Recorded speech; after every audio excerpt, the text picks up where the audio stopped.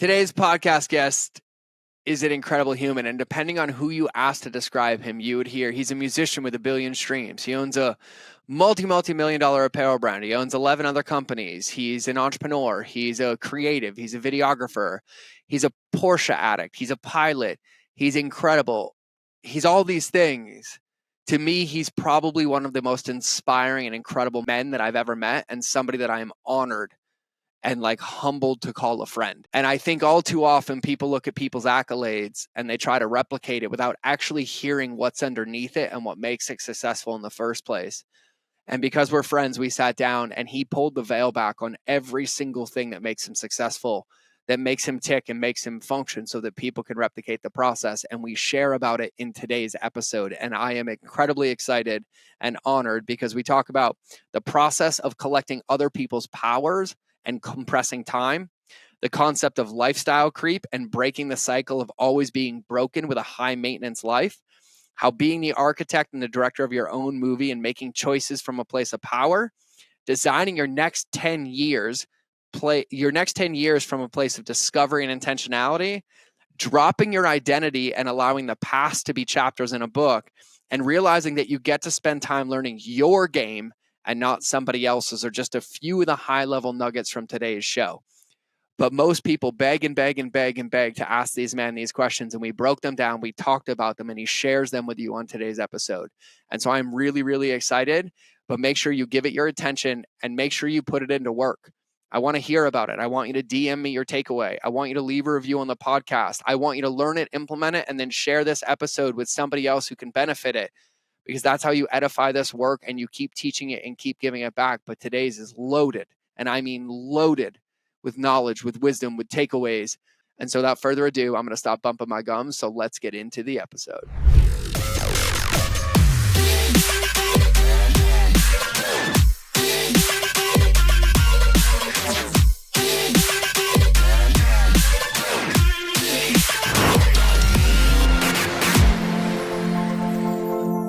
All right, everybody, welcome back to another episode of the most unprepared podcast ever, because this is the greatest thing about my friends. We were like, we need to meet. We're both on the road. Open our calendar. I'm like, let's lock in a podcast. We'll catch up before. And it was like a month away. And it was a month away. We did this a month ago. And we've been texting on the road back and forth. And then we're like, it's here. And so this man shouldn't really need any introduction. He's been on the show before. He's in my life. If you've been at our events, you've met him. If you've ever watched any of my content, you've seen his clothing. It is my incredible dear friend, the man who is responsible for my entire wardrobe. Not because we're friends, but because it actually fucking fits and it feels good and it lasts. And the fact that we're friends makes it a whole lot easier. But Rob, welcome back to the show. Thanks, man. Thanks for having me. Yeah. So a lot has changed since the last time we talked. Yeah. Since the last time we talked on the show, I feel like a lot has changed in the last 30 days. Yeah. When we text and I talk to you again, it's like, oh, everything's changed. But that's our life, right? That is our life. Everything changes week by week. Yeah. And we get to laugh at it with each other. Mm-hmm. But it's funny, we catch up, and in 30 days, I feel like we both read or wrote 3 different books. Yeah. And then we're now in a different one, but it's in a different subject, like completely different category. Yeah, I don't think I'd want it any other way. No, me neither. Just living the same chapter over and over for the rest of our lives. Yeah. But it definitely took me a couple years to fall in love with this part of the game. Yeah. Because we've been laughing about the circus. But since you were on the show, you have a new podcast. Oh, I do. Yes. Yep. Which I'm stoked about. Thanks, You've man. been all over the road. You've been on tour. You've been performing. I like that I called it just because I'm traveling so much. I'm like, world tour. But it is, man. I've been home 15 days this year. I know. This is day 16. I know. And then I leave Thursday. But it's been crazy, man. And the new show is great, right? I've been looking for an excuse to work with Aaron for a while now. Yeah. Just because it's so, it's fun. Yeah. It's a fun thing to do. And you and Aaron have been friends for a long time. And for context, for people who don't know who Aaron is, can you give your... So Aaron Singerman, owner of Redcon One. He and I have been friends 11 years. Maybe longer, actually. Maybe like 13 years. I don't know. But we came up in the industry, in the fitness industry at the same time. Yeah. So we were broke at the same time. Yeah. And like looking at each other, like, how do we pay for gas? Yep.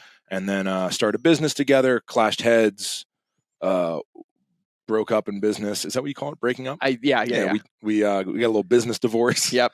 And then he started a new company. He went to prison for a little bit. And now that he's out, we're back in business. So if you want to hear that story, go listen to their podcast. Yeah. It's a good one, though. There's a lot of prison talk. There's a lot of prison talk. Yeah. But we need that. I feel like it cuts through the noise, and it's a good pattern interrupt. Yeah. It's a good little switch up, and it gives a lot of context, right? Yeah. From both our sides. Me watching him go away, and then him coming back out, and us having a podcast, and sort of everything is been shifted because of that perspective, right? Like, getting in the truck and driving here and stopping for coffee on the way, like, kind of took that for granted. Yep. And then realizing, like, oh no, you can't get in your vehicle anymore. You can't buy coffee. So it literally just changes the fabric of your whole entire life. Everything looks different. So it's a really cool perspective to have. And then for me to watch it from the outside, and then for us to be such driven individuals, I think both of us, right? Typical like alpha male business monsters. And then having a show together is incredible. Yeah, well, I feel like also to speak to the point, like we were friends this whole time. You go visit him, and I watched so many people struggle in business, and they're like, I can't do it. And I'm like, I watched Aaron run a multi-9-figure company with an hour of email access a day, right? Yeah. Something like that. Well, technically, I don't think he was running it. I think he wasn't running it. He wasn't running it. He was answering questions or yeah. having input. Yeah. His team held it together pretty well while they were gone. But he's definitely the catalyst. Like, he's the one that turns it up. Mm-hmm. So I saw sales, like, looking at his Shopify account, it's like this, and then it's like the fucking day he got out, it was like spoof through the roof. Yeah, it's crazy. Yeah, it's crazy. Yeah. But that's a true leader of a company, right? Like, it is. They're the people that can turn up. Yeah. So okay, it's cool. So then so podcast. What's that one called? Chips and Caviar. Chips and Caviar. You guys started with a banger. Yeah, we don't even know where to go from here. Why don't you tell everybody that one? God. So our David Goggins was our first guest. We weren't even planning on having guests, but Aaron did a podcast with Crenshaw 6 years ago. Aaron doesn't even remember it, right? I mean, he's done so much in the last 6 years, and apparently the clip went like viral again. You know how recently. Things do that? Yep. Like, they come back like 5-6 years later, and you're like, I already saw this. Yep. So David saw it and got very angry, and somehow just got Aaron's number and called him up and was like, hey, motherfucker, you got fucking questions for me? And Aaron was like, what is this about? This is about your fucking show. He's like, I don't have a show. I don't know what you're talking about. And he was like, well, I want to answer your fucking questions. Whatever fucking questions you have to ask me, ask. It's like, whoa. So it was an interesting podcast for me to be on, specifically because, like, I have a pretty decent relationship with the military. Like, they like my music. I've hosted a lot of veteran events and things like that. I have a lot of friends, but I've never served, So I'm fully aware that, like, just a civilian over here who is a spectator rooting for you, supporting, but, like, also never been there. Yeah. And I think that, I'm very cautious with what I talk about and things like that. So, yeah, the show was 3 hours of him just fucking essentially calling Navy SEALs pussies. Yep. Which I was like, I'm not going to say. What the fuck do I say? Yep. I'm just going to sit here and listen. And then, of course, like, every SEAL I know texted me after that. Yep. And was like, why would you let him do that? And I was like, if you want to come on the show, I'm like, I can't. What the fuck am I going to say? It's the best. It reminds me of that gif of Michael Jackson with the popcorn in the movie theater. That was me the whole show. Yeah. Just like, wow, this is intense. It was just a subject I didn't feel comfortable. I mean, asking questions, but not hopping in and voicing my opinion. Yeah, right? yeah, for sure. Know. Yeah, for sure. So what are you the most excited about now? Because you got lots of irons in the fire. Man, what am I most excited about? Geez. That's a hard one. I'm excited about a lot of things. Yeah. Okay, what are the top ones? Man, the top ones? We haven't jumped a car in a while. I've been doing crazy stuff. I did give Jake a really good idea the other day. What was that? Well, they were writing a song at the fireplace. For context, Jake, if you guys don't know, you've heard their music on the podcast, but Jake is the other half of Land and Ammo. Yeah, if they don't know who I am, it's very confusing. I had a conversation on the airplane and yesterday on the way home last night, like midnight.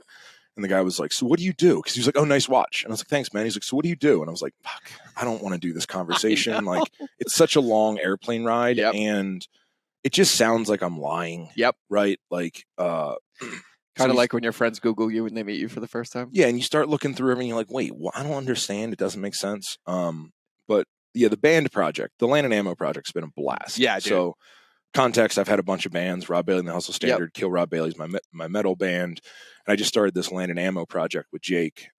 Moved Jake out to Montana. He lives in a little house on the farm. And yeah, it's acoustic band, so we can just play wherever. And I love it, dude. Had us play. I'm telling you, like everybody listens. If you haven't been to an event, you haven't seen the footage, but it was everybody's favorite thing at the event because Rob and like this is one of my favorite things. Oh, by the way, a minute ago, that was my callback to when we met, and then you guys Googled me.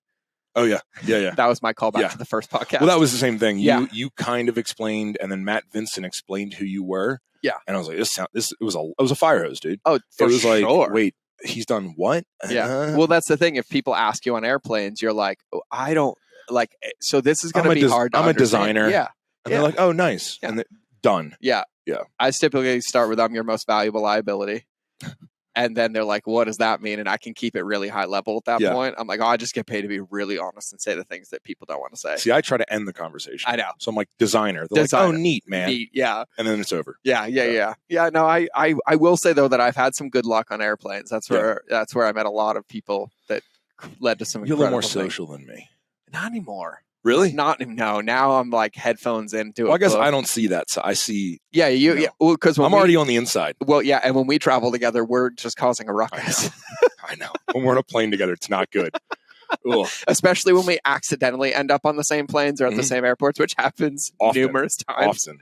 The Salt Lake hub for us. The Salt Lake hub, yeah. No, so Jake was at the house the other day because, for context, everybody listening, our daughter Cheyenne graduated high school the other day, and Jake came over. I know Jake came over for the party, and everybody was razzing about music, and someone took "I Might Move" and rewrote it to like "I Have to Take a Shit," right? And the lyrics match up, and the guy even sent like a music video idea having to do with like a toilet. And I was like, no, I got it. We put the porta potty in the jump where the F-150 Raptor was. Oh my God. And then we jumped the Porsche over it again, except this time when the door opens, it's you with the guitar on the toilet in the porta potty singing the lyrics. Oh, wow. And he was in for it. And he's like, actually, that's kind of really funny. He's in for not being in the car. Yeah, of course he doesn't do any. We can get somebody else to just call Heavy D. He'll break somebody's razor. I have Heavy D's hair in my hair. His beard hair. Yeah. Oh, do you really? I've been. It's a new thing that I'm doing. Okay, collecting friends' beards hair. Powerful friends. I've been taking their hair. Yep. And then tying it into my hair. Whoa, that's what all these like dreads and stuff is. All right, so who's in the collection already? BJ Baldwin. Okay. So I sort of killed somebody. Yep. Technically. Yep. Technically. Yeah. So I have the power of a Baja racer. Yep. Heavy D's hair. Yep. Beard hair. Beard hair, which that's where the wisdom comes from. So too. I kind of have a Black Hawk. Yep. Diesel Dave's hair. So I'm the nicest guy in the world. Yep. Who else's hair? I have Dana's hair. Yeah. I have Brooke Ence's hair. Jesus. Wonder Woman. Maddie has been tying. Maddie was the one, which is the muscle Keaton Hoskins' wife. She's been the one tying it in. So I was like, we can put your hair in my hair too. Yeah. Man, I need to start writing it down. It's a lot of different hair. Well, you're going to have to now because there's going to be a big story in a couple years. So don't mail me your hair. I'm not going to mail you my hair. No, not you. The people. Oh, yeah, no. The people. I'm like, the hair has to be requested. Yeah, I have to say, I want your hair. Oh, and my breathwork coach, Brandon. Oh, Brandon. Brandon, his hair is in my hair. I can see that. Yeah, I can see that. I love that, by the way. Yeah, he's great, dude. Yeah. He's fantastic. I've seen people that like have collected their like friends' tattoo signatures like on them. Okay. Oh, yeah. Yeah, I think that's a better move, though. It's just a fun thing. Yeah. Most people hear it and they're like, that's disgusting. I'm like, I wash it every day. Like, I don't know. It's just a thing, man. Whatever. But yet, all the natural hair that is then turned into wigs that people wash, wear, and fake eyelashes, all that shit. Yeah, that's not weird. Yeah, no, not at all. I'm just trying to collect people's power. Yeah. I always like when I tell people about natural vanilla flavoring, and I tell them just to Google what castoreum is. And then they're like, oh, and I was like, okay, go ahead and talk about Rob's dirty hair as you lick beaver butt in your fucking perfume. Wait. What? Yeah. Castoreum Okay. is the secretion of the anal gland of a beaver. Sorry for everybody listening to this. Random. Okay. And the smell, the natural smell is vanilla. And so it used to be used back in the day for vanilla, and a lot of food companies would put it in. It was called natural vanilla flavoring. Over the years, though, they realized that it goes a lot further in cosmetics. And so it's in like 80% of women's perfume. And it's the vanilla flavoring comes from Castoreum, but now they can manufacture it. But the high end perfumes still use the beaver butt secretions. Okay, so are there beaver farms? I would assume so. I would assume so. Yeah. I went way down this rabbit hole. Because you're not like 4 years catching ago. wild beavers for their butt excretion. No. You're probably a beaver farm. Yep. And then there's a person. Yep. That's milks beaver butts. Beaver glands. Yep. Now on an airplane, what do? You're like, well, you smell like vanilla. It's like, yeah.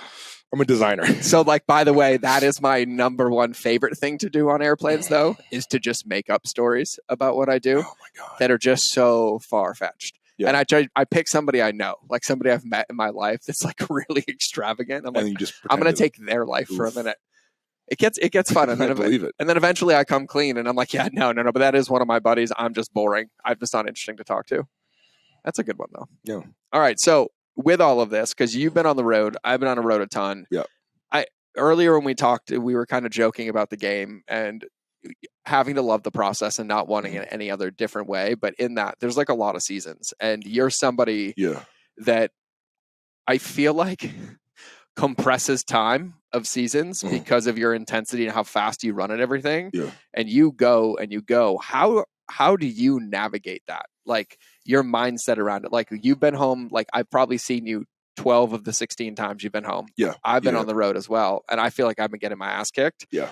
And coming back to some things, but like just kind of curious, like how you navigate it, because you have so many things up and you run at all of them with like a veracity and an intensity. Well, I think that I think in the last few years I've paid a lot more attention to myself now, because I think I used to just be this machine that didn't care about the parts of the ECU, and now I've realized I was like, okay, cool. I am a passionate, emotional artist, right? Yep. So I start out by acknowledging that, like, if I'm too far up, like if I'm having a really good night, I'm like, fuck, tomorrow's going to be bad. Yeah. So I need to watch my decisions tomorrow. Okay. Right. And even when I'm really high, I almost try to like bring myself down. So I really try to pay attention to these compressed seasons. And this year I was just feeling strange, man. I was feeling really, really strange. And with Aaron out of prison, and he asked me to go on a couple trips and was like, hey man, I want to travel. Yeah. I was like, all right. So we did like the Italy trip. We did a Thailand trip. We've done a bunch of traveling together, spent a bunch of time in Florida. And the one commitment I made to myself was I'm not going to make any decisions. I'm going to feel all the passion. I'm going to feel all the emotion. I'm going to feel all the excitement. I'm going to live in the moment, but I'm not going to make any decisions with what I intake. Right. So I'm going to feel everything for the first 4 months of the year. But I'm not going to make any decisions, because normally if I see something I'm really inspired, it's like, let's start a business, let's invest, let's buy this, I need a helicopter now or something like that. And which that's really hard. That helicopter thing. Holy shit. I was in the gym. I was like, oh, this might be coming quickly. Everyone has helicopters and I'm just, where's my helicopter? So, I've been just like intaking and experience and feeling, but then giving myself time to digest. Right. Yeah. And one of the things, I was looking at was my birthday, which was, I think, last week. Right. So I turned 40 years old.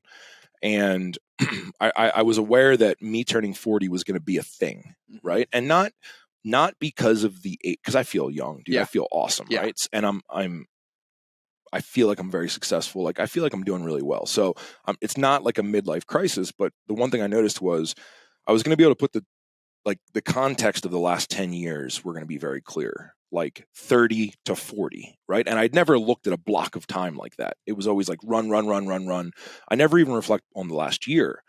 But now that it's like, okay, 30 to 40, how much different am I now? What have I really accomplished in the last 10 years? And because I'm such a high performer, I knew I was going to be kind of disappointed in myself. Yeah. And I knew that was going to send me in some other spiral, another direction. Yeah. So giving myself like the first 4 or 5 months of the year to travel, experience, feel things, not make decisions. I sort of set a timeline for when I turned 40 of like, okay, then you can start processing, but not until then. Okay. So I'm like a week into processing.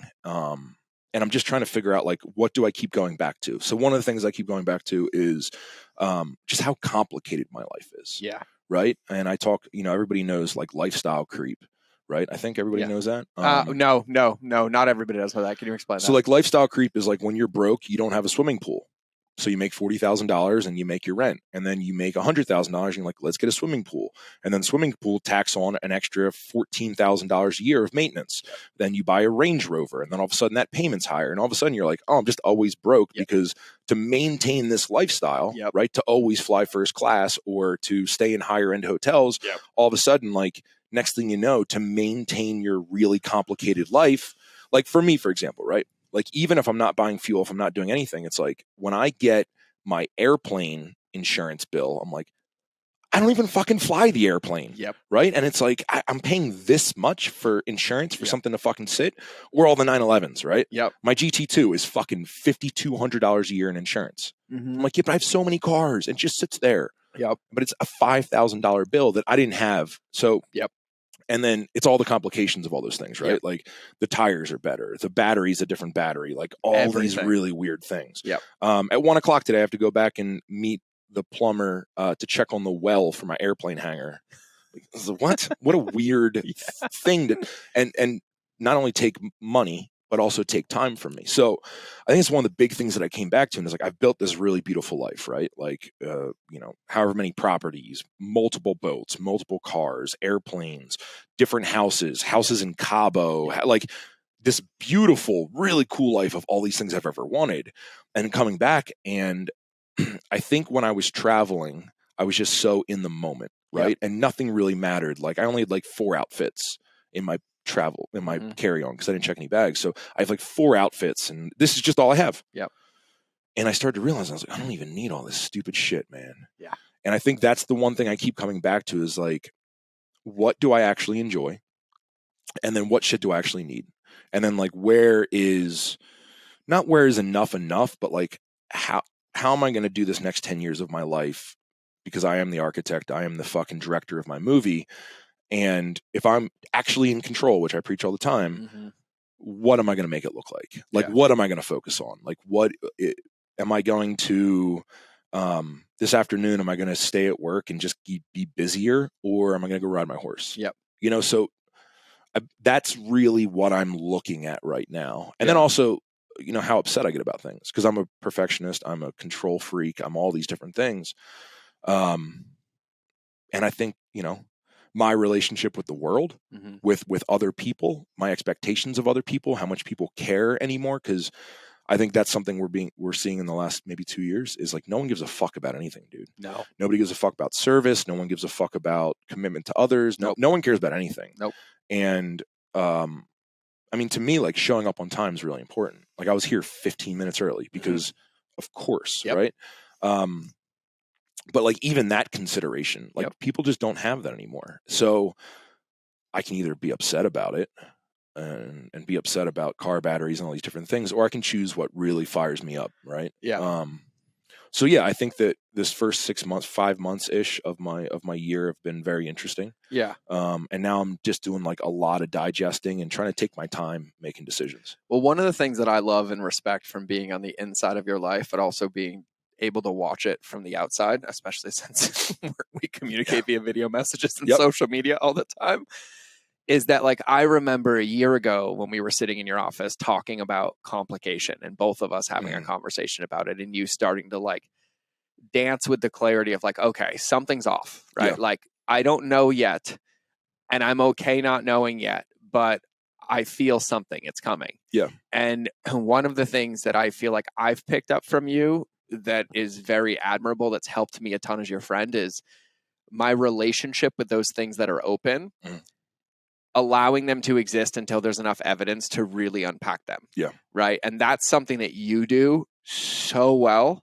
And that was a very weak area because those moments would overrun me, right? Like I'd come up and I'd get obsessed that it was broken, and then I'd end up like pre-breaking it or overreacting to it, right? And so even like watching the writing on the wall and then hearing it now, and I think what you said, for everybody listening, like maybe it's not 4 months, but when you said it, you're like, I just allowed myself to sit. And then the most important thing you said is like, I have to feel all of this. Like I just have to feel it. It doesn't matter if I'm in a sauna crying, if I'm on a trip, if I'm out for a walk, like I have to feel it all. And then I can do nothing until the snow globe settles.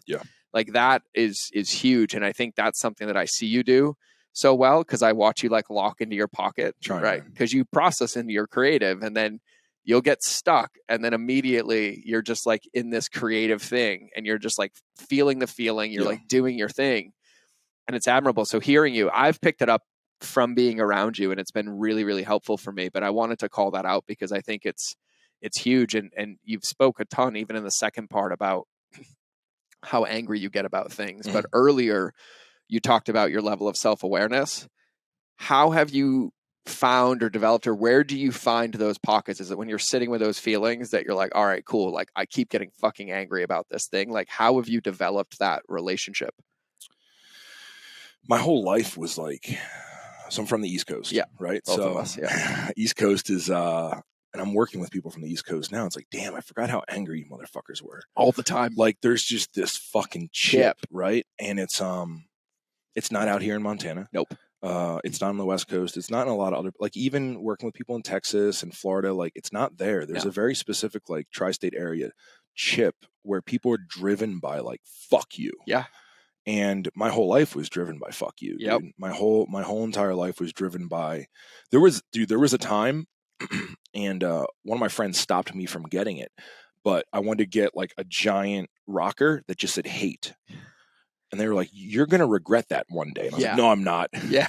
And like, probably right now I'd be like, it was a stage of my life. But thanks, guys. It was, dude, it was just always driven by that. Like I was always, because I realized that anger, right? Anger, frustration was one of my strongest emotions, right? Like that's what I felt the most about. And early on, I really, really understood energy redirect, right? So like, I think a lot of people don't realize that they don't realize what's happening, right? We talk about being self-aware. And really early on, I was like, oh, cool. When I get this anger, I can put it towards the weight room. And it does something. And then I was like, wait, if I can put this towards the weight room, can I put it towards like designing or business or execution or another project? And then I always come out feeling really well. So I always looked at, I wanted to be in a fight. Right. And I think that that's probably why a lot of people aren't in my life right now. Why my relationships with friends or business partners or anything are like a 2 to 3 year window. And I sort of realized that, okay, cool. Like I can leave that in that 10-year block. Right. So that's one of the things I'm trying to leave there. And I'm trying to dig through and look for other emotions that I find. Right. Like, so what are those other emotions that I can get that same response from, that I can turn into something else? And it doesn't have to be anger or hate or all these different things, right? Yeah. And I think too, like something I talk about a lot, but also I like osmosis being your friend. When you talk about that and that energy redirect too, is like what you're protecting over everything is progress, right? Like you're like, okay, cool. Like you realize more than anybody, like this is one of the reasons I loved you the moment I met, that like stillness is death, right? Like stagnation is death. Yes. Right. If you're not intentionally sitting still, like to feel or process something, nothing is happening. Nothing. Like for me, when I was introduced to Flag Nor Fail, like at the undertow of everything, I was like that at the core of it. Like, I think that's why you and I, it's amazing. I heard the stat the other day. I'll probably fuck it all up, but it's like 95% of the people it's 85% of the people by the time you're like 37 are on autopilot 95% of the time. Yeah. Right. And I the second I heard that, I was like, fuck that. That's not me. And then, but it sat there in the back of my head, and I drove to work, and I'm like listening to a podcast driving to work, and I was like, fuck, I'm on autopilot. And I got to work and I started checking emails, and I was like, ooh, I'm on autopilot again. And I lifted and I was like, I'm on autopilot. And I realized, and I was like, oh my God, like 90% of the day I'm just going through the motions, right? I'm there, but I'm not really there. And I was like, and I thought that I was crushing, Yeah. right? So if I, who's doing all these different things, who's constantly inspired, starting new projects, and I feel like I'm really building my life, am still autopilot 90% of the day, like what is the average person doing? Well, in that lifestyle creep you talked about earlier, we talk about the increased finances. The thing that I dealt with lifestyle creep, I didn't mind the finances, but what really killed me was the withdrawals of my time, like unknowingly. Yeah. Like the issues like that arise where like I had my whole day open and ready, and it's like no one else can go meet the plumber at the hangar for the well because of this or that, like one thing. And that's where I started to lose the most and ended up on autopilot, was because I was basically a slave to the lifestyle around. And the same thing in business, and I don't think anybody talks about it enough. Well, yeah, and I so today's a great example, right? Yeah. So today I had to I went to the warehouse early. I got home at whatever, midnight, 1 a.m., something like that. Got my good 5-6 hours of sleep. I wanted to like enjoy coffee, but I had to go to the airplane hangar, pick up some paperwork, go to the airplane hangar, and then take my airplane over for its annual, right? Yeah. And of course, it didn't start because the batteries are dead. So then I was like, okay, like what do I do next? So I went over to the mechanics and I was like, hey guys, do you just want to tow it over? Like, what do you want me to go through the process of getting the batteries recharged and then delay this, or is that something you guys have to do anyway? And they're like, yeah, it's something we have to do anyway. So dude, that was an hour and a half, 2 hours of my morning, and then I had to come here. Yep. And then like miss 2 meetings, and then I have to go back there for the plumber. So Rob Bailey last year, like, fuck this shit. Like, I need to make more fucking money so that I'm paying someone else to do this. Yep. Like, someone else is at my hangar taking care of this shit, and someone else is meeting the fucking plumber, and then someone else is cutting my grass. And like, the solution was make more money. Yeah. And I think that's one of the processing things is like, no, these are the things I want to be doing. Yeah. Like, I want to be, my batteries in my airplane are the most complicated spot, right? But like, I want to disassemble my airplane. Like, if you would have told young Rob Bailey, like, hey man, you're in your airplane hangar taking apart an airplane, right? And that's your morning. It's like, oh yeah, that's what I want to do. That's pretty dope. And like, even solving the problem of the well, right? It's like, I want to be doing that. And then you know what I want to do tonight is like, I want to get on my riding lawnmower and cut the grass. Yep. Like, so I think really being aware of who I am and like the things that I want to do, because I think I've spent a lot of time comparing myself to my friends, and a lot of my friends are making more money, so they don't worry about those things because they don't want to. Yes. And I do. That's what I grew up doing. I grew up doing all the hard things, all the, like if I could go back to changing my own oil, it's like, that'd be fucking dope. Like, why is that a project that excites me? Yeah. So like, I want to cut the grass. I want to build the fence. I want to do all these things. And now that I'm really clear on that, it's like, oh, I don't need to make more money to do that. I need to find more time. And when I'm actually doing that thing, I don't want to be stressed. I want to enjoy it.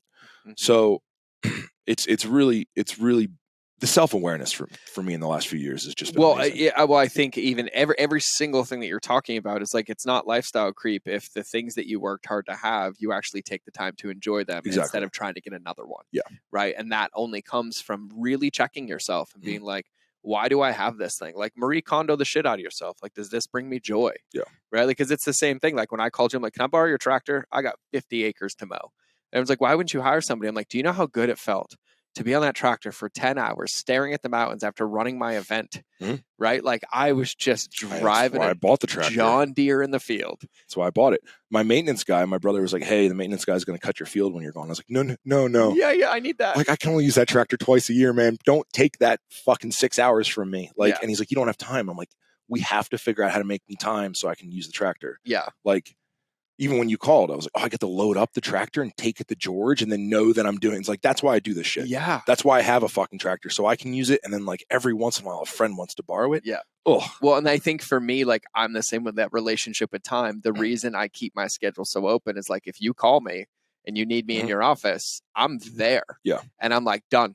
Everything can move, right? Like, because I'm like, I want to be the tool. Yeah. If I don't have a lot of them, because that's what fills my bucket. But just in what you were saying earlier, I think for everybody listening, it's really like, you got to take the time to make sure that you're not checking a box and being a robot. Oh. Because if you do that, you're just going to get transactional results. Like, you really got to make sure that no one's coming to check your time. No one's going to audit your roster. No one's going to look at what you're doing on your phone when nobody else is looking and then wondering why things aren't changing. It goes back to like realizing that like nobody really fucking cares what you do. Nobody. Like if I right now went and was like tanked all my businesses and started drinking every day and not doing anything, like no one would really care. Not many people. I mean, my brother would be frustrated because he's like tied in, but like Mhm. generally, like no one gives a fuck what you do. Yeah. Like you can blow your life up and no one really cares. Yeah, I Because fell they into care that about trap their life. Yeah. for a long time. Like up until a couple years ago where I was like, it was almost weird. It was like I like had Catholic school teachers in my mind. Like everybody's thinking about what I'm doing Mhm. or wondering what I'm Yeah, doing behind I have closed that. doors, Yep. right? And then I'm like, no, one person, Not one person's worried about it. not one. And if Nope. anybody's thinking about me right now, it's in some completely different positive lens that has nothing to do with what I'm doing right now. Yeah. And I'm over here in my office just being completely controlled by nothing that Yep. exists. Yeah, it's like when people get dressed up to go to a wedding or something like that, like we did this last weekend. Yeah. And as I'm putting my outfit on, I was like, no one even cares what I look like. No. Because everyone's so concerned about what they look like Yep. that when they look at you, like, I wonder if they like my outfit. Yep. They're not looking at me and being like, huh, that dude's outfit sucks. Yep. Or they, you know, it's an interesting thing, and it takes a long time to realize that everyone just caught up in their own shit. Yeah. So you need to be caught up in your own shit. Yep. And like, don't worry about other people's what they're thinking about you. Who cares? Yeah. Oh, for sure. And I love that my new daily uniform is like the best pattern interrupt because it's black. These ones, black Warsaw Kill with the labradorite lava stones and the pink boots. Oh, yeah. And dude, it's so good. You have a very good brand outfit. Dude, you wear. it's so good. The Yeah. rodeo, Cheyenne's graduation, everyone's like, those boots. And I was like, yeah. Well, it's the boot. It's your boot calf combination. Oh, yeah, it right? is. Yeah. It's good. And the black helps a ton. Mhm. But I'm like, all right, see, nobody cares what you look like. And No, if you just they don't. own it, They they're just don't. like, and everybody, they're like, dude, pink is so cool. Like, thanks for wearing it. I was like, yeah, you should check out my website. We like own it. But like Yeah. the amount of adults that come up to me and they're like, Mhm. dude, like, thanks for wearing pink, looking like that. I'm like, I'm going to take that as a compliment. That's how I'm going to choose to receive. It's a weird that compliment, today. but yeah, I see right. it in there somewhere. I just need to find it. Or like my favorite when we were at Majestic Arena one day, I was walking up and a drunk dude grabbed my calf, had like this Gestapo mustache, this giant hat, grabbed my calf, and he's like, bro, where'd you get these things? I was like, the gym. Right. And then there was like this moment, and it was just this perfect drunk Montana guy. 6 months later, bro, we're at Majestic. I saw Dana. You were out of town. Dana was there. I sit down with my friends. He comes and sits down with my friends and introduces himself. And I was like, oh, hold on. And I actually had pants on. Yeah. I pulled my pant leg up and I'm like, do you remember me now? And he's like, no shit. You're And the calf guy. it's the guy who grabbed my calf in the stands like 6 months I like prior. how friendly that guy is. And I was like, man, he's just out here. Yeah. Just out here slaying. I Just love it. grabbing dudes' Making calves friends. in the rodeo.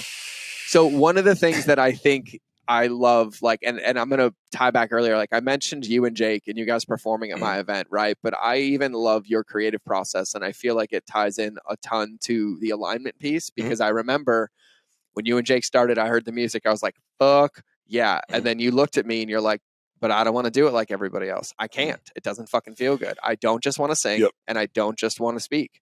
And so you birthed this idea. Can you tell everybody? Yeah. So about the that's a idea? way that I hack into different industries, right? Yeah.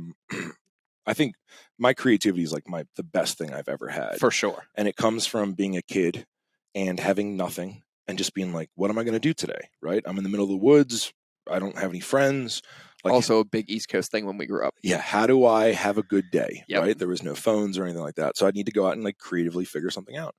Or make something or whatever. So when I started getting asked to speak, right? So doing these mastermind events, maybe like 6 or 7 years ago. And it always, we all do them, right? You're an anomaly. You're like, the best at something very specific, but normally the 10 other people there are just like, you can do anything, if you're not really committed to your clear vision, then it will never happen. And like, it's, you sit there and you're like, oh my God, this is all the same shit. Right. Yep. And, I went to enough of those where I was like, damn, dude, you're not like, nobody's being helped. And then even when I try to watch people, like I'm falling asleep. Yep. So being that I've always done music, and people use it to be inspired in the gym. When I started doing these speaking events, I was like, man, I just feel like there's a better way to do this. Like there's a more creative, impactful way. I'd seen Tony Robbins 5 years ago. Yep. And I remember being like, whoa, this dude's just keeping you on your toes. Like it's not an hour of you can do anything. It's like breathe, hug your neighbor, high five, jump in circles, do a push-up, and then you can do anything. And now back to jumping around. Yeah. So I'm like, okay, cool. I get that. Yep. I get how he's keeping these people awake. And when we started playing the music, I was like, well, I want to write meaningful music and acoustic. So there's no real setup. We can just show up with a guitar. And then we started writing songs, and I was like, fuck, man, of course, every single one of my songs is about a really intense like lesson. And I was like, well, what if we played a song and then I did a 5-10 minute speech, my lesson. And I was like, that's 6 songs. That fills up that hour block really, really well. So Land and Ammo, we're a folk music band, right? But we haven't really played any traditional folk shows. Like, we're not playing at like cafes and shit or bars late at night. We're only playing at really meaningful events with crowds that didn't know they were showing up to see music. Yep. Right? They have no idea. We didn't tell anybody. No one knows. No one. No. So like when there's like, oh, Rob Bailey speaks next, and I come up and I'm like, what's up, guys? I'm going to play some songs. They're like, what?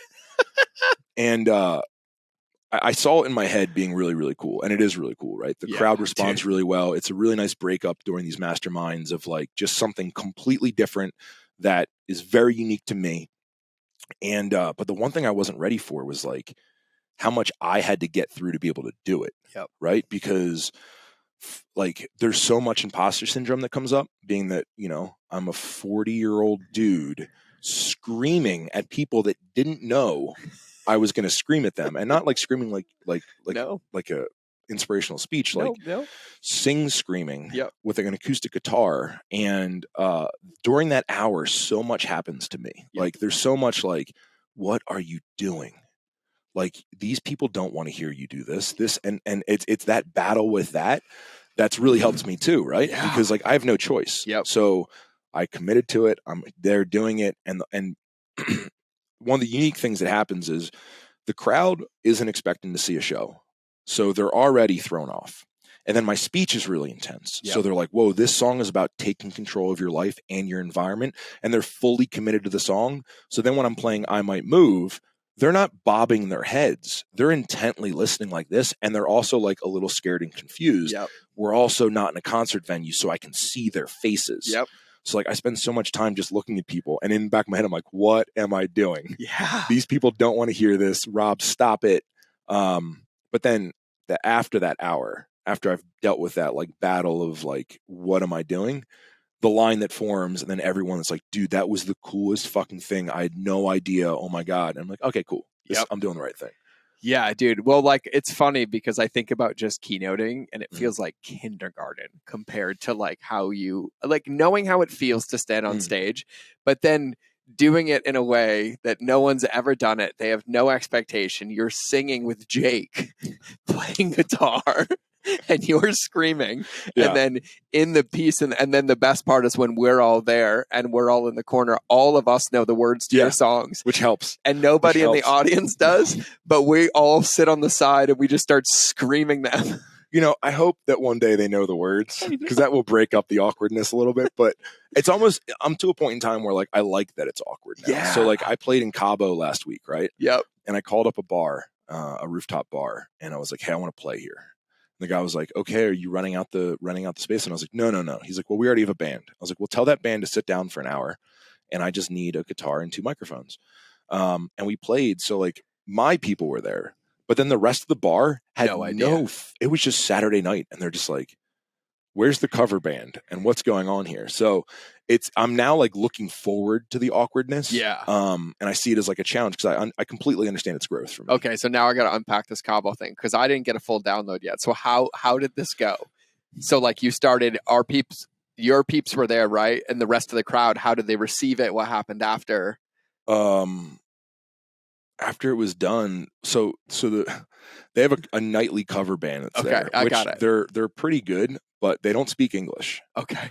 And they're playing like Rage Against the Machine, but they don't know what they're saying. Okay, got it. So they're just like singing. They're singing Metallica. They're singing. Oh, so they're doing like rock. Well, everything. Dude. They were doing System of the Down. They were. And it was all like in Cabo. I'm listening, and dude, I'm like, this is so good. Yeah. Like it was giving me like anxiety. But they were so good, and I've heard them before because they're the house band there, and they play everything. Right? Okay, cool. They play. They're playing Journey. They're just all over the place, all the top hits, and so they said, yeah, you guys can play there however long you want. I was like, we just need like an hour and a half. They're like, you can use their equipment. But when I walked up to them, they had no idea that we were playing. So like this band gets done like ripping, and I'm like, hey guys, so and they're like, oh, who are you? And I'm like, we're the band on now. He's like, como se? And I'm like, no inglés. And he's like, no inglés. And I was like, oh, so all those songs that you just sang. So like we stumbled through that, and it felt really strange, right? Like it Yeah. felt really, really strange. And it was also a last minute show in Cabo. So like the people that showed up were like my really close friends Yep. that were staying in the house. And then like like my builder showed up, the guy who's building my storage units. He was just randomly there. My friend that sells RVs from Legacy RV showed up. Mike showed up. Yep. From Build Your Legacy. He was randomly there. He's like, I'll stay one more day. So it's just like it was like a random collection of people, and then just random Mexicans. I love it. It was just strange, man. And the same thing I realized was like my people loved it. A couple tables were watching, and then other tables were just like, oh, I'm in a bar and there's a band playing. Yeah. Which I'd never experienced that before. Wow. Right. So it was fun, man. It was really, really fun. I had a really good time. It helps. Jake's a fucking all-star, dude. He's so good. He's so good.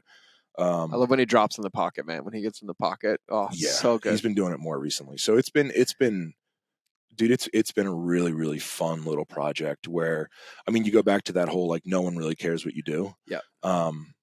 I'm aware that when we're doing it, no one really cares. And my job is like, if I can make them care, I win. Right? But what's so interesting to me, right, is being your friend and doing this for so long. Right now, you're literally piece by piece, like even in that story, showing people exactly step by step how to create success. Because in 3 years, when you guys are on stages with 30,000 and 40,000 people, we're going to talk again, and someone's going to DM me and be like, how'd you do it? Yeah. And that's what it comes down to is I just, I'm aware that it's something special. Yeah. And I just need a booking agent or something, because I don't sell myself. Yeah. And I just need somebody putting me in the right spots. And I know that like a year from now, I'm going to be on a weird stage playing, and it's going to be like, well, how did you do this? Oh, for sure. I just think for the people listening, like I know right now, like up until 4 years ago, I wouldn't have done that performance. I wouldn't have called that rooftop band. I didn't get successful till I started doing those things. Yeah, and the reason I'm saying is like everything you're saying, everybody listening, whether you like it or not, the faster you swallow that fortune cookie, the faster the lesson becomes true. And I think that's what I get a question a lot. Like, well, how did you do this? I'm like, well, I just called the bar and said, I want to play. Yes. And they're like, isn't there a rule? Like, I'm like, no. And that's with everything I do. Yes. It's, that's why like the whole clear, calculated, and vicious thing is like, I had to break it down to like a recipe, right? Mm-hmm. So, well, first I dream. And last time we were in Cabo, I was like partying at that bar, and I was like, man, what if we played here? And I like let it out there as a loose dream. I sent Jake a video. The next day I was like, all right, we're playing here. Yep. Got really clear. I envisioned what it looked like from the time, from who was going to be there, everything. And then got calculated, which was like, okay, this is the steps that need to happen. Yep. And then just started making phone calls. Yep. And a lot of times I skip the middle part. I go from dream to vicious action. But I do that with everything. And that's how it works. And I think that a lot of people are just scared. The guy on the airplane yesterday. Yep. He's like, yeah, man, my job's so secure, but like my life just feels dumb. So well, then just start doing stuff, man. He's like, yeah, but what should I start doing? I was like, whatever you're into. Yeah. And like, that's, I think, the biggest thing that I think as people get older, they just lose track of is like, you can just do stuff. Yeah. Like walking around this facility is amazing. Yeah. And you just were like, oh, I'm just going to do this. I'm just going to do it. Yeah. Yeah. Like you didn't ask anybody. You didn't make sure. You just started building out this amazing little world here and just built it. Yeah. Cause like what you do with design is like, cause I'm a New England kid, right? Like I remember the amount of things that you could do at a stream for 12 hours in a day blew my mind. We would spend 12 hours at a stream entertaining ourselves. There's rocks, there's sticks, there's dude, dirt, there's sand, there's telling you, building bridges, there's everything. And like, I think why I enjoyed the Marine Corps so much is I went from growing up in New England to having to be an adult from like, 12 to 18 to survive. And then I joined the Marine Corps, and you work no matter what. Yeah. You bleed to the death. And as much as I hated it, I thrived. I thrived in it, which is why I was so good. But then like getting out as an entrepreneur, I look at me and you, but like for me, like I don't know why people, like I was scared a lot of times to try things, but because I had no other choice, I was forced to. But it's why I enjoy what I do so much, because like I've had my hands in thousands of things, and so if it comes up, I'm like, nope, had that one before, don't want it again, right? Yeah, and it's all just learning, right? It is. It's all learning. I made not a big mistake with my coaching group, but I like pivoted my coaching group to this whole new thing, and I did it so fast. Yep. And one of the reasons I did it so fast is because some of the people that were working with me aren't with me anymore. Yeah. That slow me down. And I remember making the decision so fast, and you know, Dana and a couple other people were like, "Hey, don't you think?" And I was like, "No, I want to learn as fast as I can." Yep. And like, I broke everything. Yep. In 2 weeks. Yep. I was like, oh, I just learned a lot. Yep. But I think people, you know, that they hesitate forever. Yeah. You hesitate forever because you think you might break things. And it's like, dude, the faster you break things, the faster you learn. Yep. And then the faster you have the skill that you didn't have 2 weeks ago. Yeah. Well, you know, it's funny. A really tangible example everybody will understand. You know how, like when you run a business, we have business credit cards, however many we have. Like there's one credit card I have that probably has like 700 subscriptions on it, right? Like everything is on that card. I have that. That card number gets compromised and your life is a living hell, living hell. And I used to get upset about it. And now it's like, well, you know what's funny is now I get excited when it gets compromised because they mail me a new card and then I wait for every cancellation notice to show up. And then I either cancel the service by not renewing it, or I update the card, but I don't go find proactive ones. I just wait till they come in. It's so much easier that way. It's a quick cleanup. But like I had one client ask me and they're like, well, I don't know how to get through my inbox. Like there's 21,000. I was teaching them simplicity. I was like, well, if you give me permission, I will teach you. And they're like, yeah. I'm like, I have your permission. They're like, yep. Command A, delete. And then I emptied the trash can. And they were like, I was like, I got you through it. You forget that you can do that. Yeah. So I have 2 phones. Yep. And I moved from my 610 number to my 406 number generally, right? So my 610 number had 1,475 text messages, right? And people still text that, and it's very stressful to look at that phone. And then, of course, a bunch of things are still linked to that phone number, so I need to keep it. And the 406, I was all proud because, like, new number, not giving it to anybody. And I just broken 1,000 unread. So I'm like, fuck, 2,500 unread text messages. I was like, I wonder, like, what should I do? Like, I can't get through these. It's too stressful. You respond to people and more messages pop up. I deleted 2,500 and I deleted like our thread, gone. Yep. Don't know what the fuck we talked about. All the stuff that was in there that I feel like I really needed, all those links, just gone. 2 empty phones. I did that 3 weeks ago and it was like, and then you wait for the world to catch on fire and it doesn't. It doesn't. And then all the numbers you didn't save, they text you and you're like, I'm sorry, this number's not saved. Yep. Or you don't even respond because if I didn't save your number, you're not that important anyway. Yep. So, but it was, you forget that you can do that. And that's a big reminder because I know either. And they got upset. I was like, no, because anything that's important is going to get emailed back. It's coming right back in, right? Trust me.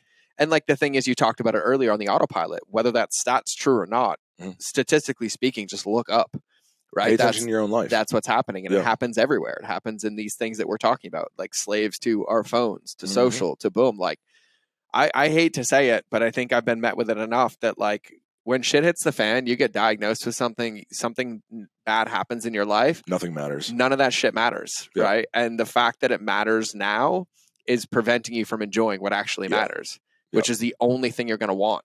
And one of the reasons that happened so much is because watching Aaron go to prison. Yeah. He went early. He crashed that car. He had like 2 more months, right? So we had all these things we were going to do together in the last 2 months before he went sentenced. in. And then he took that Ambien, which he didn't have a license at the time because they took his license away. He took an Ambien to go to sleep because he was so stressed. Next thing you know, he went down to valet, got a car, and crashed it going 80 miles an hour. And then they took him to the hospital, went back. He woke up, remembered nothing. Was like, I was in a car accident? And they're like, yeah. So his wife had texted me on, I think it happened like Friday at like whatever, midnight. So at 3 a.m. she texted me like, she's like, get here now. So I was like, all right, cool. So Saturday morning flight, and I was like, all right, we got court on Monday morning to reassess his bail. And we didn't think it was going to happen. So still wearing the Rolex, still wearing all that stuff, and watching the judge be like, nope, you're going to prison now. And like, I remember watching him take off his watch and hand it to the The bailiff? the lawyer, Oh, the lawyer. Oh, the yeah. lawyer. And then I remember his wife getting up to come hug him, and then like, nope, you don't get to hug him. He's going to prison. Like, it's not some hug fest thing where you get to say goodbye to your friends. Yeah. It was, here's my watch. Yep. And then he turned around and then he went that way. Yep. And I was like, Gone. Yep. And all of a sudden, dude, like, did the fact that your car was dirty matter? No. Did the fact that like your grass wasn't cut, like, oh, nothing mattered. Nothing. Like, you didn't get to hug your kids goodbye. Mm-mm. Like, it was just gone. Yep, instant. I was like, whoa. And that puts perspective in a lot of things. Like, all that shit you're worried about, dude. Like, he didn't take his phones with him. No. Those unread messages had to sit for a very long time, right? Like, his Instagram wasn't, I was like, what? How's he going to update his Instagram? Yeah. Like, what? Yeah. You know? And I thought about, like, it took me like a week to think about all those silly little things. I was like, oh, because none of it matters, dude. None of it matters, man. None of it matters. It's so crazy. God, I can't even. Oh, man. Yeah, so we encourage everyone, delete your inbox. Delete your inbox, right? That's the lesson of today. But I think, too, like, I've been bullish on this with myself lately. I forget that just because I did something a month ago, I'm not that same person anymore. Yeah. Like, I have different perspectives, right? And like, I have to be willing to break those things too, because if not, I end up hitting the same ceilings and then frustrated at why I'm stagnating.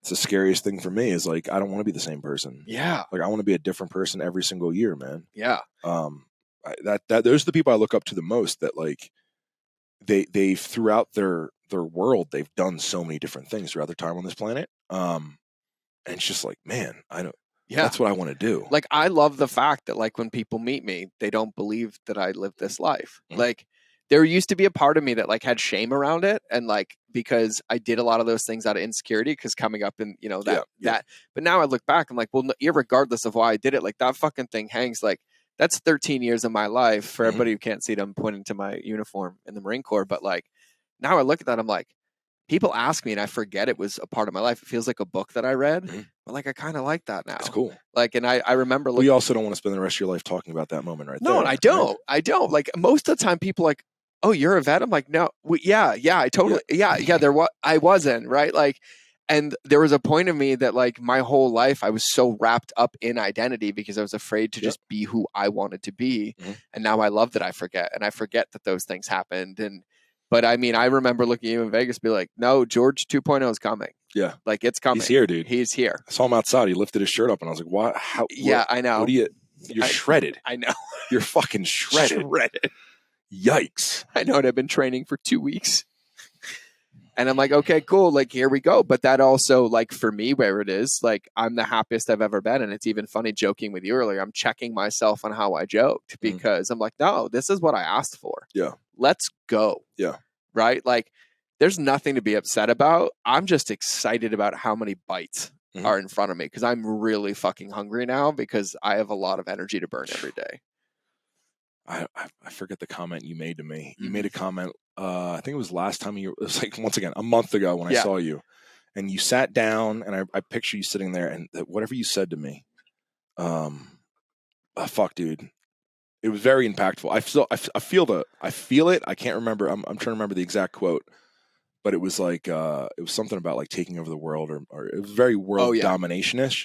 And the way that you said it was so like confident. I don't want to say cocky. It was so like confident and just like matter of fact. Like it already happened. Yeah. You were like, either like, I'm going to make so much fucking money. I'm going to take over the fucking world. And I was just like, hell yeah. Yep. And I remember like, that was our parting moment. And, I remember, dude, for like 3 days, and I don't think I didn't tell you this, but for like the next 3 days, I was like, damn, like I need to be around more people that make statements like that. Yeah.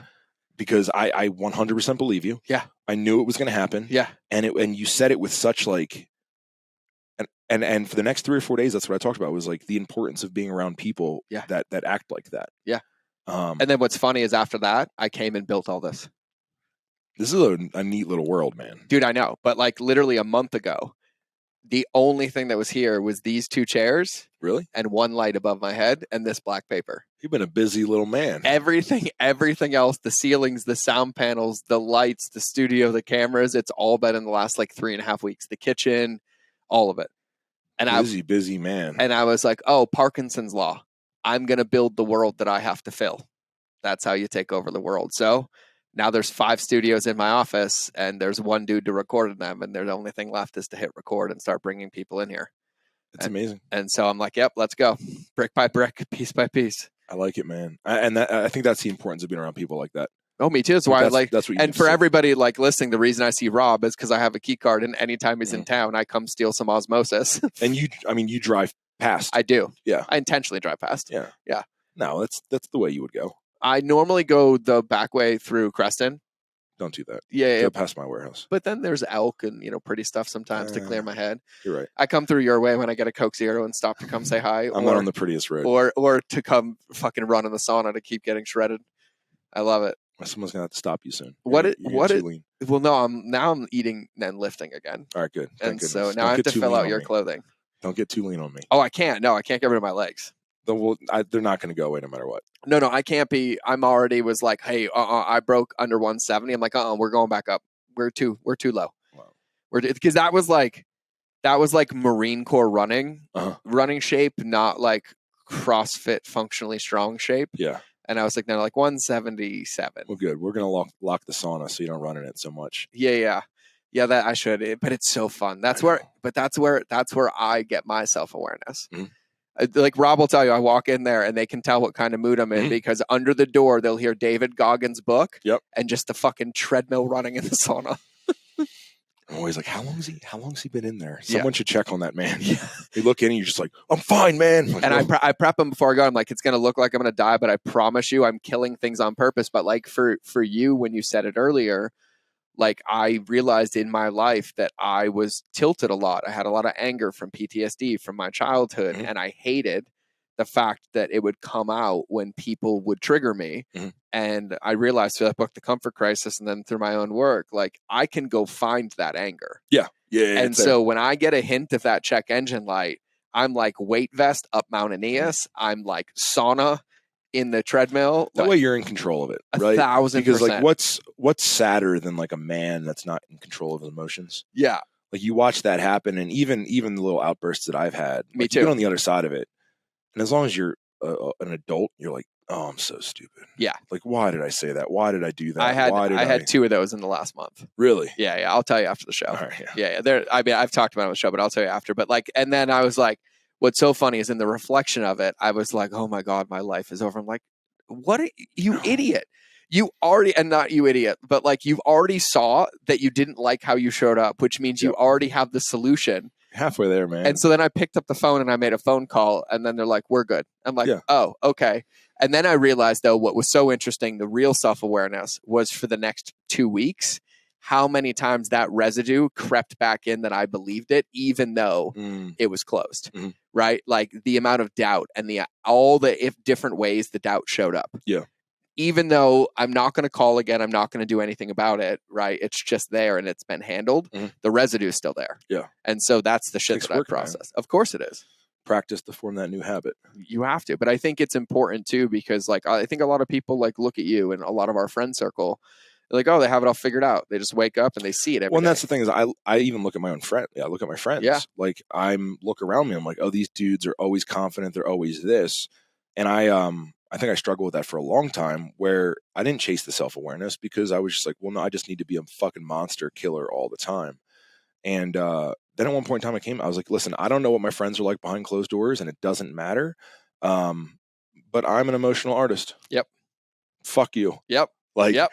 And it's funny because that's how Singerman introduces me. Like if I do anything weird and people don't understand, he's an emotional artist. I love it. Like, fuck it, man. I'll take that. But it helps me deal with things because I stopped comparing myself to some of my other friends that seem like they're always just confident, you know? And I don't do that anymore because I'm different, man. I couldn't be friends with anybody in our friend circle. I feel like the biggest oddball in our friend circle. Like when we're in Salt Lake, or like we're at an event. You are an oddball. I like it though. You are the strange one. Strange one in the group. Yep. And I am so aware of it. Not only am I like the smallest, like in every stature. For some reason I only hang out with big dudes. I don't know.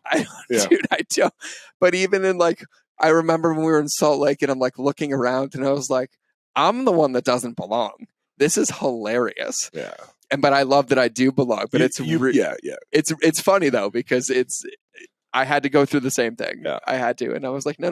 Like I fit here, but I fit in my way. Yeah, and that's what it is, Yeah. right? It's realizing your game. I think a lot of people spend time playing other people's games Yep. or trying to imagine what the game is, and it takes a while to figure out, like, no, what is your game? Yep. Specifically for you. Yep. And by the way, the funny thing is any of those off moments where I have those like unhinged emotions, they only ever come up when I'm trying to play somebody else's game. 100%. And that's it. That's and then it's like, oh, yep, I've learned this lesson. Fuck am I doing? That's back to it. That's when all my weird stuff shows up, when I'm playing somebody else's game. Yeah. Right. And I'm not being myself, or I'm chasing something I shouldn't be chasing. Yep. That's when I'm spiraling out of control. Yep. Yeah. God, yeah. So delete your inbox and your text messages. Dude, I love that. If that's their only takeaway from this. Dude, it's liberating. It's like when I deleted Instagram. That was the best feeling ever. And dude, I deleted group threads of like businesses where I'm a major part of. I know. Did you delete them? Deleted them. Yeah, I deleted everything. I love that I have one of yours on my phone that you don't, and I'm update on it. Well, it got updated today, but like, I mean, threads that, so one of the threads is I own FitCon, which is like a fitness expo. And I have Keaton's a minority partner, and then we have a big like corporation that's a partner that bought out the other guy.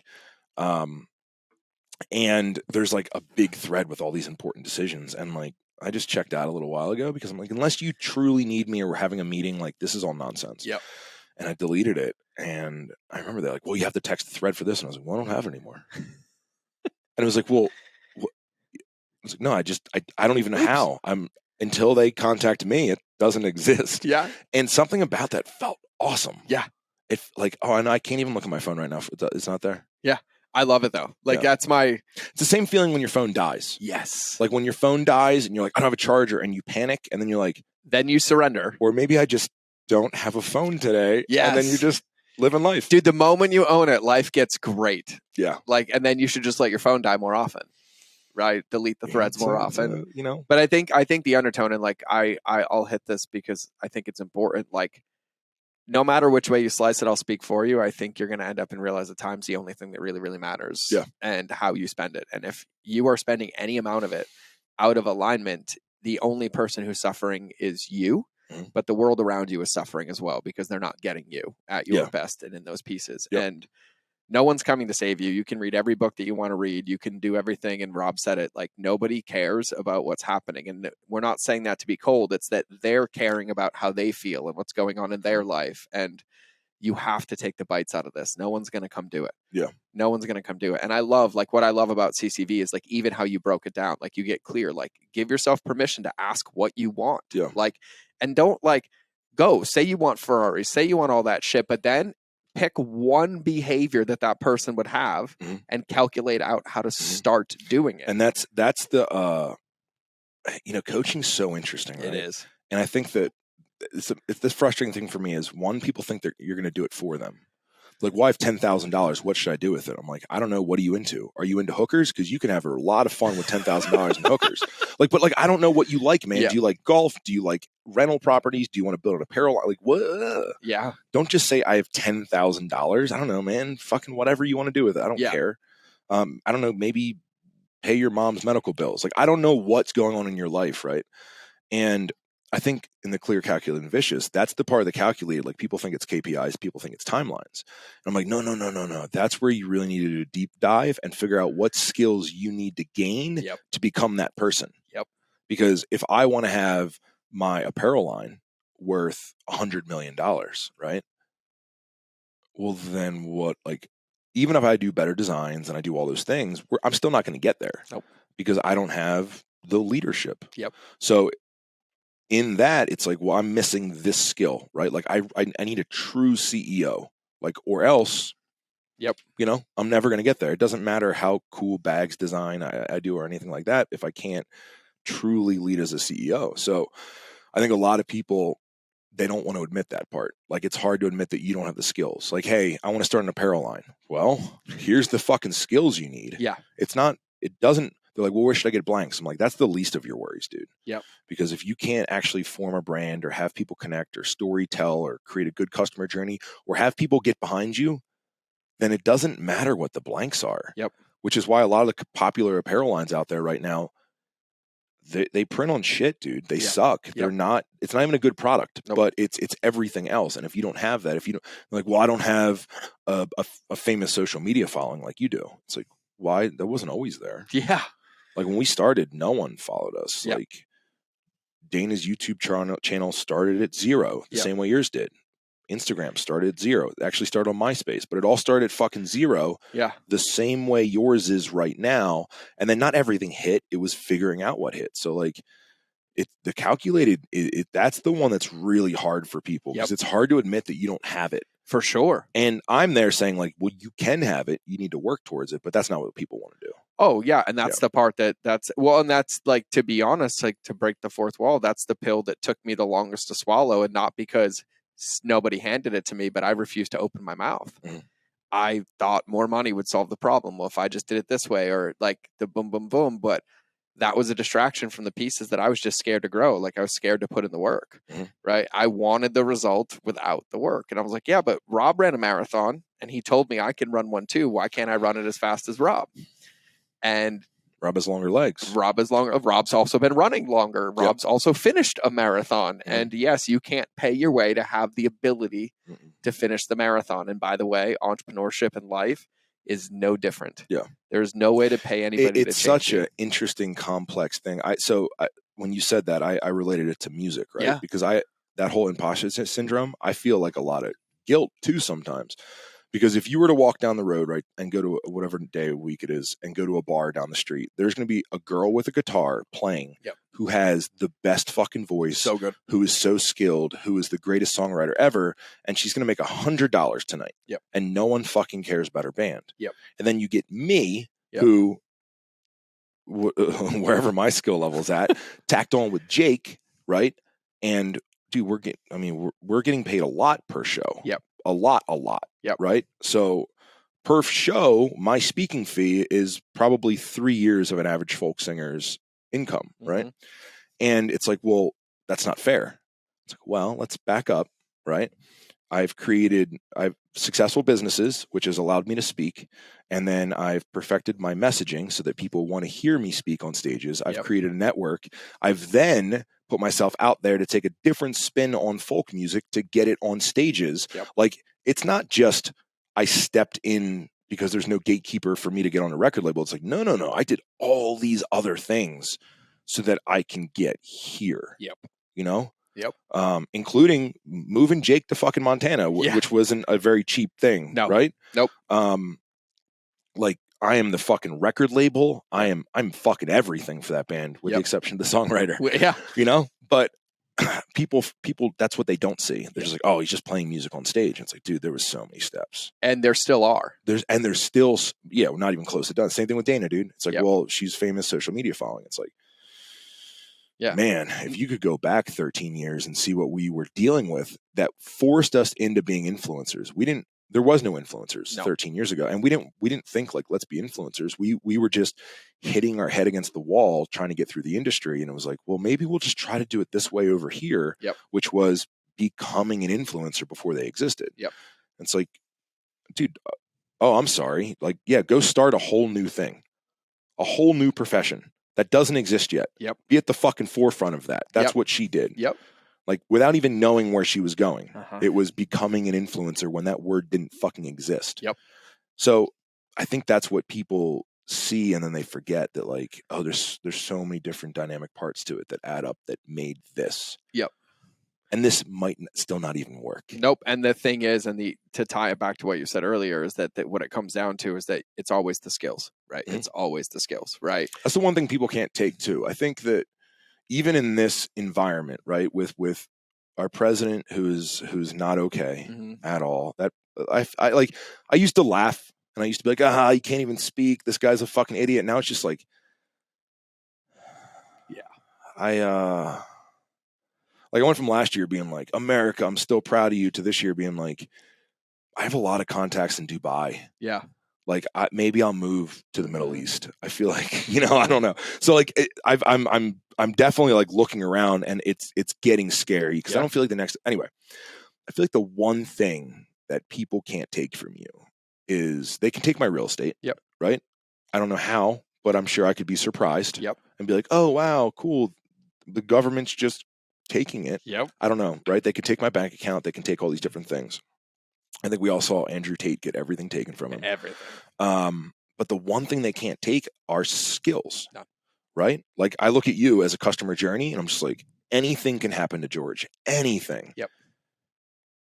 I guess with the exception of a really bad brain injury. Yep. To be the one thing. And it's all documented though. Yeah. And it's all documented. But like they can't take that understanding of the perfect customer journey, right? So you walk around with a skill set that's worth millions and millions and millions of dollars. Yep. So that's another reason as I try to make decisions and fuck up so fast is because I'm like, damn, like if I really keep these skills, Yep. like you're always worth, like you delete my social media or you ban me from social media, I'll still make the same amount of fucking money. Yep. Right? Because those skills are here. Yep. My skill isn't how I look or my engagement or anything like that. Like, and I think that's the one thing since 2020 going into wherever we're going, whether it's a recession or not, or America falling apart is, man, I got to keep those skills sharp because that's the one thing people can't take from you. Yeah. And the one thing that you have full control over that are the only thing that you truly have. Mm-hmm. Right. Because I lost because I kept trying to buy more screwdrivers and hammers instead of working on the person who had the screwdriver and hammer already. Yep. And that's it. And I my joke is like, if you hand a carpenter a drill, a hand screwdriver, or another tool, he can build the same house. The difference is how long it takes him, but he will still build the house. Exactly. Because he's mastered how to do it. Skills, man. Skills. And so I think that's the one thing I just encourage people, man. Just as many skills as you can have, and then the skills you're good at, get so fucking good at them that you're so valuable. We all know people like that. Yes. I mean, you're a great example of, like, when I think of anything about retaining customers, it's like, George. Talk to George. Yep. And like it, like and like I don't talk about this enough, but I'm like, guys, like I've been doing leadership training since 2002, like leading men that hated each other, that didn't want to do a job that you couldn't fire to get them to do something. That started in 2002, and then I started with customer journey in 2009, 2010, self-taught all of it, and then went behind the scenes of like 500 companies and played Monopoly with everybody else's money. And mastered it to then now I teach it. Everyone's like, I don't get it like you. I'm like, I don't know if anybody will ever get it like me. And that's better for you though, because I've broken it down to 8 models. So you don't have to do 20 years of that. Which right. makes you an expert at it. Right. But I think but even then, like every day though, I learn more, like the amount of content that I consume now, and primarily from the other side, from the opposing view of like where it's done wrong or done very effectively, but completely differently and transactional how I was. Cause I'll go in there and learn. I'll go buy products and I'm like, oh God, like, God, that's horrible, but it's so good. Shit. Yeah. I got to find a way to make this better. Right. And like, I'm constantly looking for those things. Yeah. That's the hard work, man. It is. So skills. I think that's the best place to leave this one. Skills. Yeah. No, yeah, 100%. Yeah. And then when we talk again, we'll have some new bands and some new projects and some new something, a helicopter. I don't know. Potentially. A helicopter, geez, man. I don't know. We'll see. I mean, I can't. I don't know. Next, I ordered that damn sawmill. You did? In November. Okay. Told me 8 months. So like any moment they're gonna be like, hey man, come pick up your sawmill. I felt like I had Christmas morning yesterday because I opened my email and I had 2 emails that said your suppressors are on the way, and then I was like, oh, I forgot. I know that feeling. Oh my goodness, it's so nice. It's feeling. like I still Christmas. have a suppressor sitting at Northwest. You do? Yeah. You told me about that like 6 months ago. It's one of those things that's on my list and it's like I need to stop there and fill out and get the stamp. But yeah. I know. It's such I drive past it every day. I know you do. But it's literally 4 miles from your office. They open at noon, which is like a weird time. And they do have the weirdest hours. It's Montana, bro. It's Montana. All right. So here's where we'll wrap and land the plane.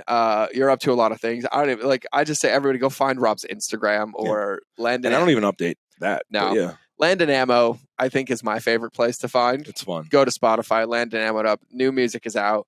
But any parting words of wisdom from you before we go?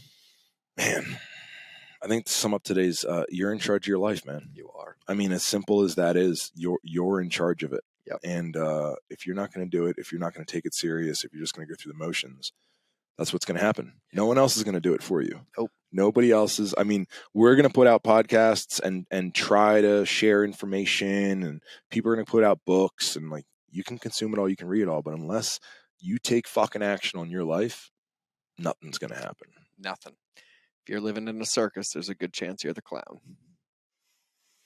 Yeah. Or you're just somebody cleaning up horse shit. Yeah, but that's when I look in the mirror. I'm like, my life's a circus. I'm like, I must be the clown. Time to wash the makeup off and get back to work. No, I feel like you're higher up in the circus. I feel like you have the top hat. I do. Yeah, I do. You have the top hat. I do. I do. Oh man, I'm going to leave that for another podcast in the future before I get in trouble. I can picture you wearing the top hat in the circus. I know you can. Oh, this is so dangerous when your best friends do business with you and you get on a public podcast. Oh, I love it. What? I love it. No, I'm not saying anything. I'm great. You're in a leadership role, my friend. I'm in a leadership role. So I appreciate it, man. We have No many problem, more man. of these in the future. I love you to pieces, man. Thank Love you. man. Thank you. For those listening, this has been another episode with the incredible Rob Bailey, as always, who's up to incredible things, and we always support. Make sure you check him out. I'm a big proponent for Flag Nor Fail. You should walk around and be a walking advertisement like Thank me. you, But they are the best clothes ever. But we will catch you. If you guys haven't listened to the first episode with Rob, I would go check that out. If you haven't listened to me on Rob's show, I would go check that out. And then my team will make sure it's all in the show notes. That show, Land and Ammo, all of it's there. So that's what we got. So we'll either see you in the next episode or hear us in your earballs. But either way, we out.